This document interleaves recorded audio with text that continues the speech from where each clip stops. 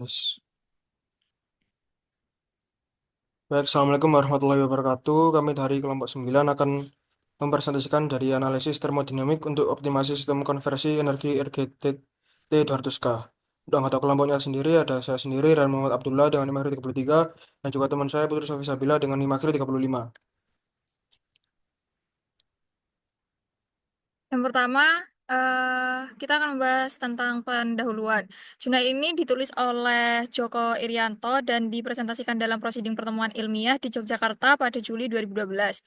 Penelitian ini membahas analisis termodinamika untuk optimalisasi sistem konversi energi dari reaktor gas temperatur tinggi atau RGTT berdaya 200 megawatt yang dikenal sebagai RGTT 200 Kelvin. Reaktor ini dirancang untuk memanfaatkan energi termal dalam berbagai aplikasi, termasuk pembangkit listrik, produksi hidrogen, dan desalinasi air. Dengan menggunakan helium sebagai pendingin, reaktor ini beroperasi pada suhu outlet 950 derajat dan tekanan 5 MPa. Next. Tujuannya yaitu untuk mengoptimalisasi sistem konversi energi RGTT 200K. Teori termodinamika yang mendasari penelitian ini adalah siklus Brayton, yang merupakan siklus termodinamika untuk mesin gas. Siklus ini melibatkan dua proses adiabatik, kompresi dan ekspansi, dan dua proses isotermal, yaitu penyerapan dan pelepasan panas. Dalam konteks RGTT 200K, helium sebagai fluida kerja berfungsi untuk mengalirkan panas dari reaktor ke turbin. Dinyatakan dalam bentuk efisiensi termal dan EUF. Efisiensi termal mengukur seberapa baik sistem mengubah energi termal menjadi energi listrik, sedangkan EUF mengukur seberapa efektif energi termal digunakan untuk proses lain seperti produksi hidrogen dan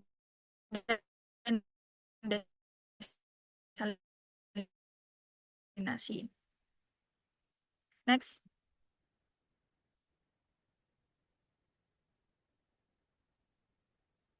Perangkat lunak Femcat untuk memodelkan proses termodinamika pada siklus Brayton. Parameter-parameter yang dihitung termasuk distribusi suhu dan tekanan, serta karakteristik utama dari komponen sistem seperti turbin gas, kompresor, dan penukaran panas. Penelitian ini juga mencakup perhitungan raca energi untuk memahami bagaimana energi dialokasikan dan digunakan dalam sistem konversi. Ya, Next. selanjutnya ada pembahasan. Jadi hasil perhitungan menunjukkan bahwa konfigurasi dengan dua kompresor dan satu intercooler dapat mencapai efisiensi termal sebesar 40,42% dan EUF sebesar 79,97%. Sebaliknya, konfigurasi dengan satu kompresor memberikan efisiensi termal sebesar 39,33% dan EUF sebesar 79,76%.